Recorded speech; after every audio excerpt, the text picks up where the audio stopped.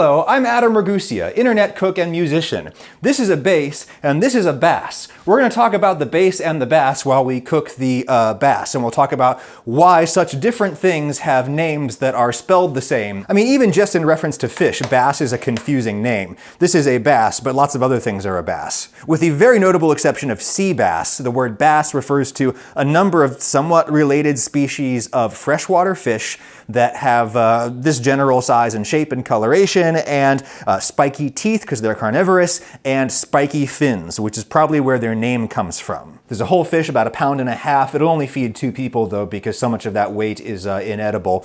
I had the kid at the fish counter scale it for me. Scaling fish is really easy. You just take the back of the knife and you scrape up toward the head and they come flying off, but that's the reason you don't want to do it yourself. They fly everywhere. It's incredibly messy. All I need to do is cut off the fins that might get in the way of my eating, and that means definitely the pectoral fins here because they're covering up all this meat. Things like this, the tail fin, don't get much in the way of eating, so you don't have to worry about those. So anyway, why it's called a bass. Bass comes from a very old, like Germanic or Proto-Germanic word for anything that is spiky or sharp, right? And so that's also where the name perch, which is a different kind of fish, perch comes from the same Proto-Germanic origins. Another English word, bristle, has similar origins. Just lots of words that connote sharpness. Sharp, like these fins, and that's why this fish is called a bass, because it's got sharp fins. Oh wait, was that the pectoral fin or is this the pectoral fin? I don't really know. This is going to be about fish anatomy, but we are going to talk some basics about how to eat a whole fish. Now, it's purely a coincidence that the name of this instrument is also spelled B-A-S-S, because that name enters English language through a completely different route. It's coming from the Italian word basso, which means low, right? And in fact, we have tons and tons of Latin originating words in English for low things, like the word bass, B-A-S-E, meaning like the base of a statue or something. The thing at the bottom, right? Bass is just the instrument that plays the lowest note in the musical texture, right? It could be a bass guitar like this, or it could be all kinds of other instruments that play low notes. Bas relief, that's another term we have that comes from the same Latin sense of a word meaning low, bas. Bas relief is kind of a shallow carving. It's low in the sense that the cuts are shallow. What's confusing is that bass and bass are spelled the same in English, thus confusing computer text-to-speech programs everywhere in all kinds of humorous ways. Why is that? Again, it's because Italian. It's because this sense of the word bass entered our language from Italian, where we get lots of our musical vocabulary, and they spell it B-A-S-S-O, basso. We anglicized that pronunciation to bass. Honestly, we should just spell it B-A-S-E, because in English, the silent E at the end indicates that you're supposed to favor the A sound instead of the ah sound. But that's just not the way we do it, because we want to confuse the rest of the world that has, because of colonialism and capitalism, been forced to speak English. And so, yes, bass, boss, ugh. So I'm going to take my recently sharpened knife and score this bass. Just do some cuts pretty much all the way down to the bone in this direction, and I'll cross score them the other way. The reason that I am doing this is it looks gorgeous when you cook it up. It makes it cook faster and potentially a little bit more evenly. But the best reason, I think, is that it makes it really easy to tell visually whether the fish is done cooking. We'll do both sides. All right, now I want to emphasize that I really think you ought to check seafoodwatch.org when you are choosing a bass to buy. A number of fish species that are sold as bass are some of the least sustainable fish on the market. This particular kind of black bass, is quite sustainable, relatively sustainable. All right, now the great thing about cooking a mid-sized whole fish like this at home is that it cooks in about the same time as most vegetables take to cook. So I just cut up vegetables, throw it on the pan with it, cook everything together. You have a whole meal in one pan real fast. Some nice, not too thin slices of bell pepper, much thinner than this and they might overcook. This fish will take about 20 minutes to cook in the oven. A couple of shallots that I'll just cut into some big pieces. Like each of these halves I'll just cut in half, and then that'll be what I roast whole. Otherwise, they're going to be overcooked by the time the fish is done. Then for greens, I'm going to have this baby bok choy, which is just one of my favorite vegetables. You don't really think of it as a roasting vegetable that you can do in the oven, but you can do it in the oven. The little green tips get nice and brown in an attractive way. Plus, these are basically actually going to semi-steam, because they're just going to be in a gigantic pile on the pan. And so all of the water will kind of come up through the vegetables and steam them in this big heap. So they'll be sort of semi-roasted, semi-steamed. Cut this lemon in half and get a few thin slices that I can stick inside the fish, just sort of freshens up the fish. Olive oil over everything, and a little oil there for the bottom side of the fish. I'll sweep that up in a second. Pepper over everything, and again, some on this area of the pan for the reverse side of the fish. And some salt over everything, but we don't need too much because we're gonna cover everything in a pretty salty sauce that we're gonna make in a second. Season and oil the underside of the fish like this, and we don't have to wash our hands once. Stick those lemon slices in the cavity, or under the fish too, that's good. Smoosh everything else around just to distribute oil, which will be a heat conducting medium, help everything cook in time, and of course, distribute the seasoning evenly over all the food. And there we go. It's just that easy. How beautiful. In the oven it goes. 200 Fahrenheit, 400 C for about 20 minutes. You can stir everything up once halfway through if you want, or not. It'll be fine. All right, while we wait, we're gonna make a classical French butter sauce, which is gonna go beautifully with the fish and with my starch for this meal, which is just gonna be these gorgeous little sourdough loaves that I got from Wild Grain, sponsor of this video. Wild Grain is a bake from frozen subscription box for sourdough breads, artisanal pastries, and beautiful fresh pastas even. Honestly, some of the most beautiful and beautiful smelling carbs that you're ever gonna encounter in your life. They partner with small bakeries and pastry makers from across the country to bring you really special stuff. It's frozen when it comes to you. You put it straight into the freezer when you get the box, and then when you're ready to eat, what you do is you take it straight out of the freezer. These recipes are formulated to go straight into the oven without being thawed, which makes them incredibly convenient.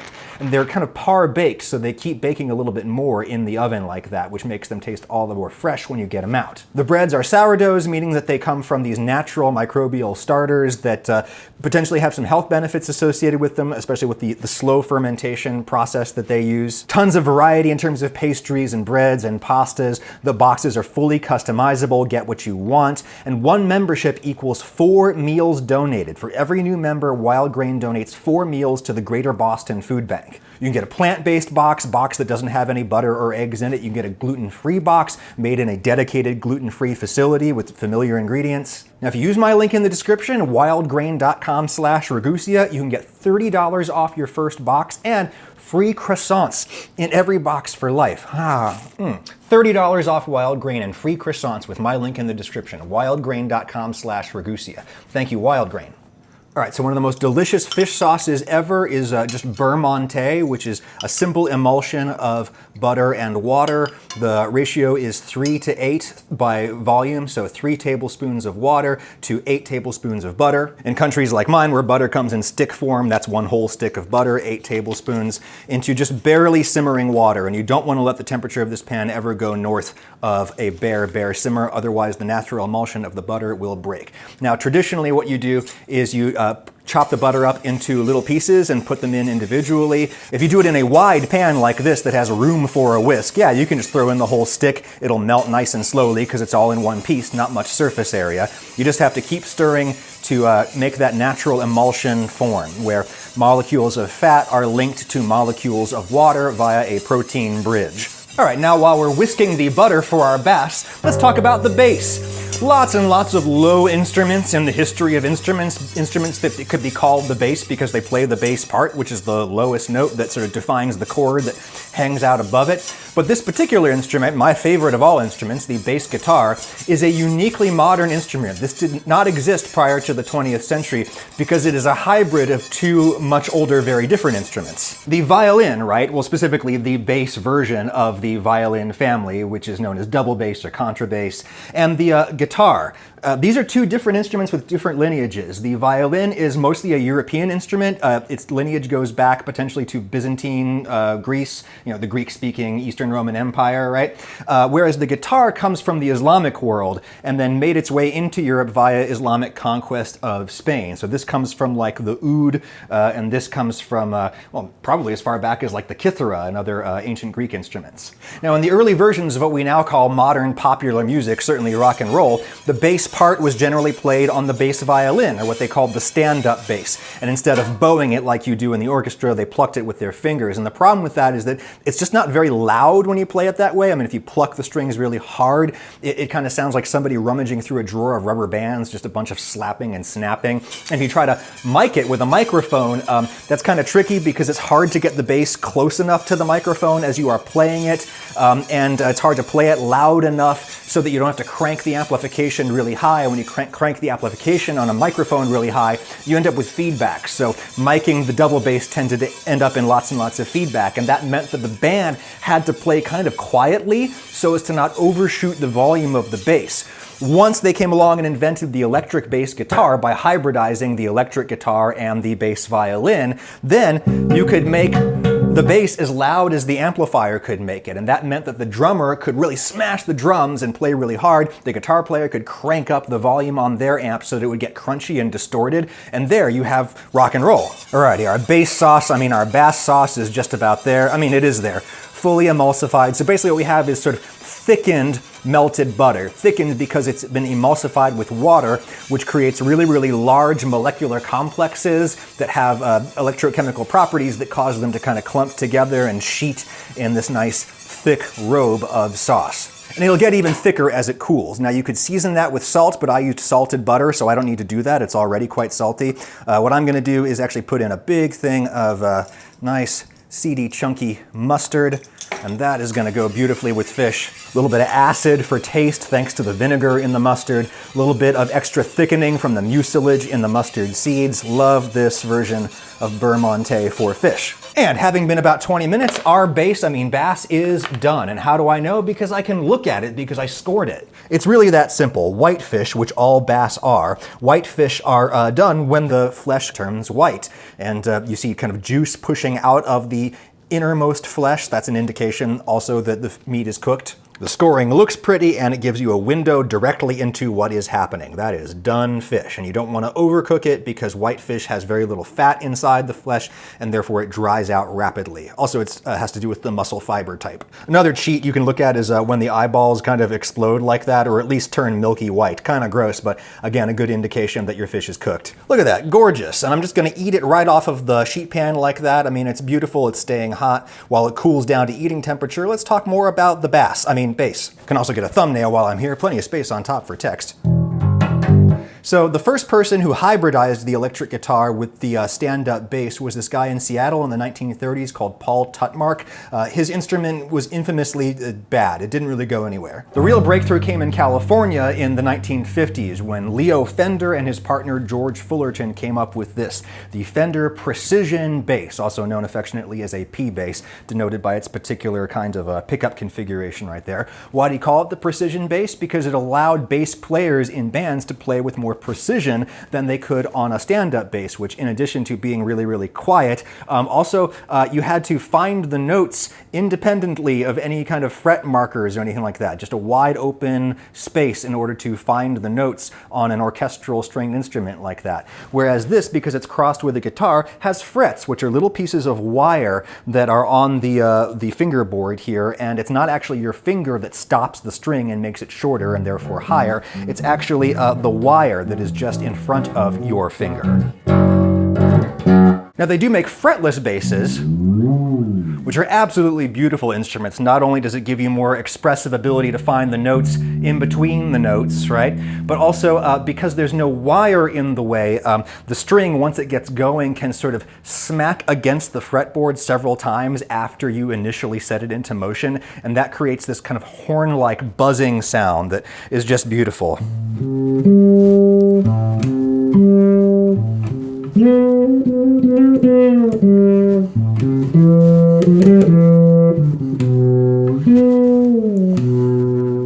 That's a song about candy, not fish, so it's not really appropriate. But anyways, yes, this is a fretless bass because I know commenters are going to ask. Even though you see lines on it, those lines are just inlays, or maybe they're painted on, I'm not sure. But regardless, yes, this is just a fretless bass with lines on it that help you find the notes. Now, all the orchestral string players out there are being like, I don't need little lines to find the notes on my cello or whatever. My response to that is, you sure about that?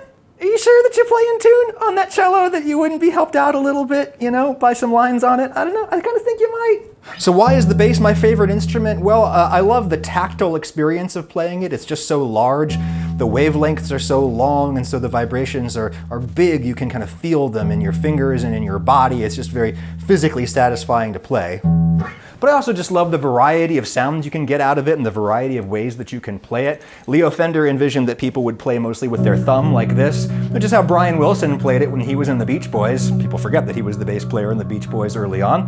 But most people who play with their fingers nowadays play with them perpendicular to the strings like that and alternate between their first and second finger like this, or 3 if you're Steve Harris from Iron Maiden.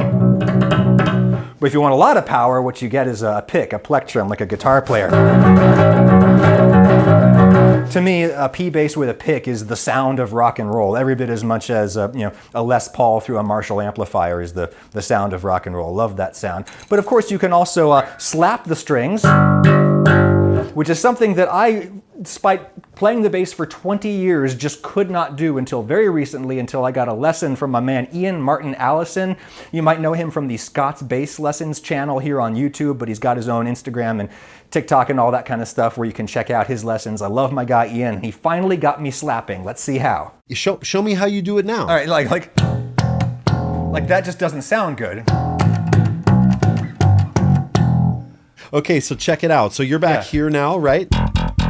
The thing to try, bring it up here. And what I want you to try to do is you're going to hit the string and let your thumb go through and then rest on the A string.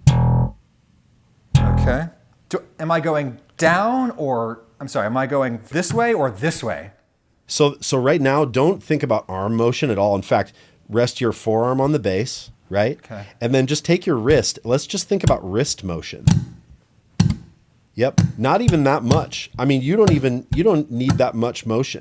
And try to get it to where the tip of your thumb rests on the edge of the fingerboard. So still a little too far back. Okay. Yes. So like the tip of your thumb is going to be where the fingerboard ends. Okay. Yep. And now try oh yeah. Okay, so now you're bouncing away from the string, right? So right now, this is happening. Try this. This is tricky, but try this where you go down and you're going to land and actually not rebound. You're going to land on the A string. Here we go. Yeah.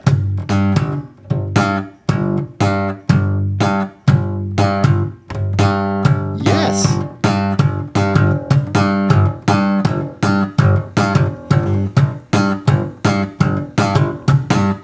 Hey.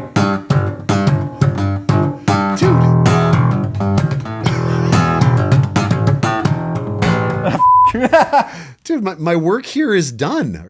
Thank you so much, Ian. Thanks to you, I was able to play the slap part that is on the very last song of my new EP, Dad Rock, which is linked in the description, and a little slap part there that I was able to do because of you, Ian. Oh, and of course, you can also do two-handed tapping on the bass, like Charles Berthoud.